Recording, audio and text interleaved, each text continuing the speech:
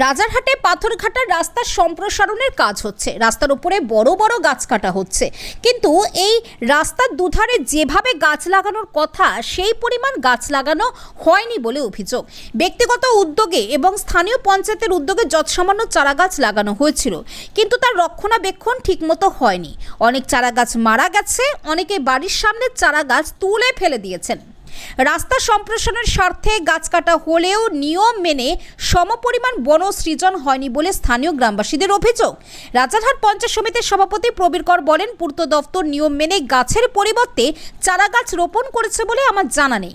Rajarhat block development officer গোলাম গৌসাল আজম তিনি বলেন, এটি পূর্ত দপ্তর এবং বন দপ্তরের ম্যাটার, আপনি সংশ্লিষ্ট দপ্তরে কথা বলুন। রাজারহাট পঞ্চায়েত সমিতির পূর্ত দপ্তরের কর্মাধ্যক্ষ বাহার আলী লস্করের সঙ্গে ফোনে যোগাযোগ করেন এবং তিনি বলেন যে বিষয়টি আমি জানি না, খোঁজ খবর নিতে হবে। স্থানীয় রাজারহাট বিষ্ণুপুর 2 নম্বর গ্রাম পঞ্চায়েতের প্রধান অভিজিৎ নস্কর বলেন, এই বিষয়ে পঞ্চায়েতের কোনো হাত নেই। চারা গাছ না লাগিয়েই রাস্তা তৈরি করতে গিয়ে নির্বিচারে বড় বড় গাছ কাটছে পূর্ত দপ্তর। স্থানীয় প্রশাসনের যেন কোনো দায়বদ্ধতা নেই গাছের পরিবর্তে গাছ লাগানোর ব্যাপারে।